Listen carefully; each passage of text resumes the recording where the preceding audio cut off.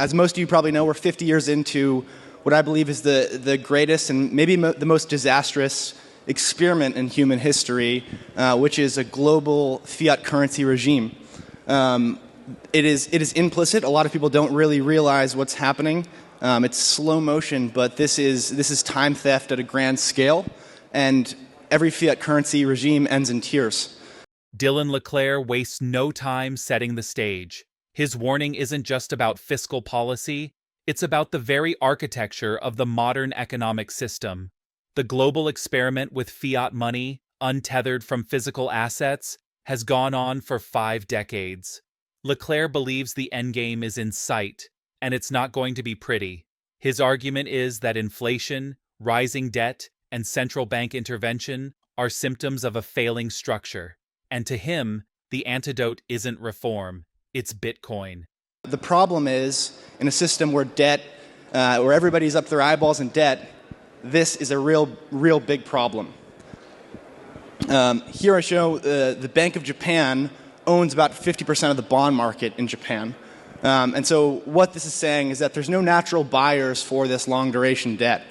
Essentially, the cost of capital, while attempting to reprice to where it should, is going to break everything. And as a result, central banks are going to have to buy all of it.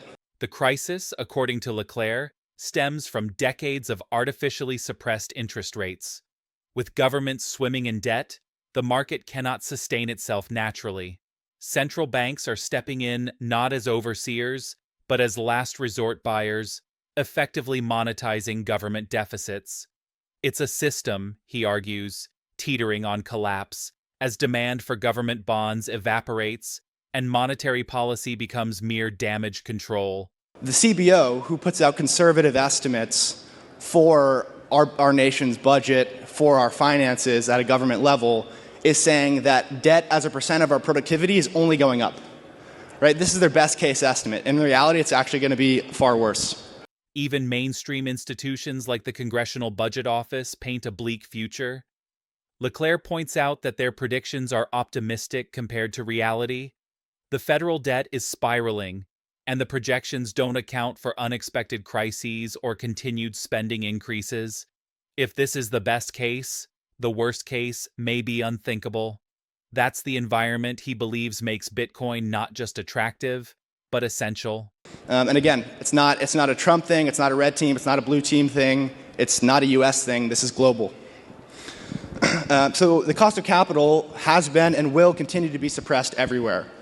This is the Japanese government short rate, 1-year government debt. You can actually see it was negative for a period of time. If you try to wrap your head around what a negative interest rate means, right? It's the time value of your money is negative, right? So again, that doesn't compute. It's, your time should be worth less in the future. Again, it doesn't make sense. LeClair distances his critique from politics. This isn't about left or right, it's about monetary physics. Negative interest rates flip centuries of economic logic on its head. When saving is punished and borrowing is rewarded, the system incentivizes endless risk. Bitcoin, with its fixed supply and non-reliance on central banks, emerges as an asset immune to such distortions. In the first 10 years of this journey, it was basically a retail movement, right? Individuals, cypherpunks, coders, drug dealers on the Silk Road. This was an individual grassroots movement, right? Bitcoin was labeled for criminals, right? Obviously, we know that's not the case, but that was the narrative. In the last 5 years, but really the last 2, the institutionalization of Bitcoin and the corporate adoption of Bitcoin has started to pick up and really accelerate. And I think a lot of people don't actually understand the implications of what's happening. I think maybe many in this room do, but the world at large has no idea what's happening, and they're in for a big shock. So corporate Bitcoin adoption, as we know, as George introduced the panel, is accelerating. That's the whole idea behind Bitcoin for corporations, but this is a one-way train. Nothing is going to stop this. Bitcoin's story has shifted from fringe to financial frontier. While once dismissed as the tool of outlaws and anarchists, it has now found its way into boardrooms and balance sheets. LeClair is adamant. This isn't a fad, it's a trend gaining steam. And with institutions now buying in, the idea of a Bitcoin standard isn't just theoretical, It's already being built. Spot ETFs went live at the beginning of 2024. The most successful ETFs in the history of Wall Street, bar none, not even close. I believe the spot ETFs inflows this year have surpassed even the S&P 500. All of the blue chip ETFs on Wall Street, spot ETFs are outperforming them in terms of inflows. This is going to accelerate. A major turning point came with the launch of Bitcoin spot ETFs. Their success shattered any lingering doubts about institutional demand. According to LeClair, this moment marked the transition from skepticism to validation on Wall Street. The inflows are undeniable, and he believes they're only just beginning. ETFs have opened the floodgates for conservative investors to access what was once seen as a high-risk asset. In Bitcoin, we have a dollar interest rate, but it's set by the market. And so this is the really big idea. Here's the same chart just shown in a more zoomed view. Right. So right now the dollar interest rate in Bitcoin land is about 12%. In a really euphoric bull market, it gets to 20-30%, and in the depths of the bear market, the interest rate on Bitcoin could actually be negative. Right. You get paid to buy Bitcoin on the futures market. Bitcoin doesn't have a central bank, but it does have an interest rate, one set dynamically by the global market.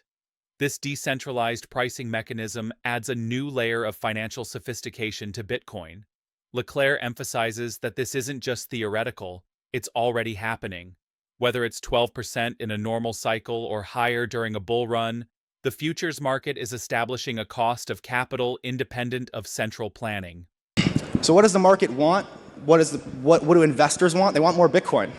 So what do we do at MetaPlanet? We give them more Bitcoin, right? We leverage volatility. We capitalize on volatility to acquire Bitcoin continuously, perpetually. Through MetaPlanet, LeClair doesn't just theorize, he executes. His company's strategy is simple: lean into volatility, use it as a tool, and accumulate more Bitcoin. To him, volatility is not the enemy, it's the opportunity. This approach has turned MetaPlanet into one of Japan's most dynamic stocks, attracting investors not in spite of its risk, but because of its aggressive Bitcoin-centric thesis.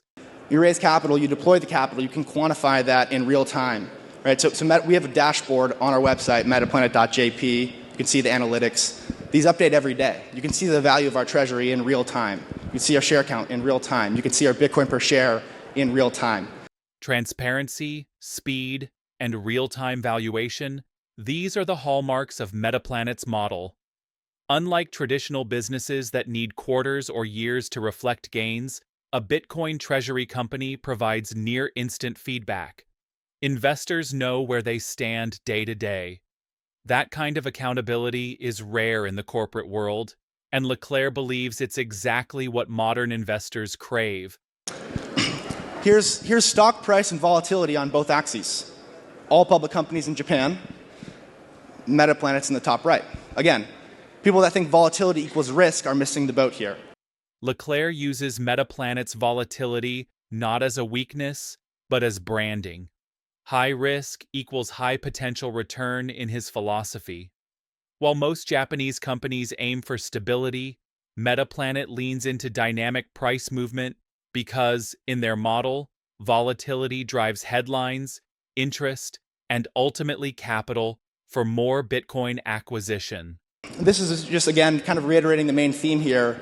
Public company adoption of Bitcoin is going one way. There's now 80 companies on a Bitcoin standard. This is going to be 1,000 very shortly. LeClair views this movement as irreversible. Public companies aren't just experimenting with Bitcoin, they're standardizing around it. And according to him, the 80 firms currently on board are just the tip of the iceberg. In his forecast, this number is about to explode, and those who don't adopt will simply be left behind. Dylan LeClair's thesis is clear. The fiat system is quietly crumbling under the weight of its own contradictions, and Bitcoin stands ready to absorb the fallout. He points to a collapsing bond market, spiraling debt, and negative interest rates as evidence of a system in slow decline. But rather than mourn it, he offers an alternative: Bitcoin, free of central manipulation, with a hard cap and global accessibility. It's already reshaping markets and redefining what it means to be a corporate treasury. For LeClair, this isn't a warning, it's an invitation. If you're a public company, if you're a treasurer, what you should do to increase the enterprise value of your company as fast as possible is to buy more Bitcoin. So, what do you think? Can Bitcoin really step in as the next global reserve? Or is this just another hype cycle dressed up in macroeconomic doom? Drop your thoughts in the comments below.